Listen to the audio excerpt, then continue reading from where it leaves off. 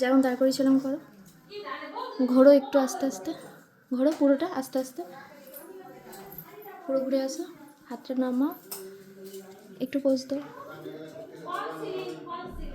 চোখ বন্ধ করো, তাকাও, ওঠাও, চোখ ওঠাও, স্মাইল করো, এদিকে তাকাও,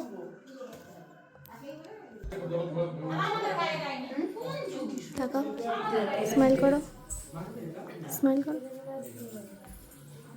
ঘোরো এদিকে,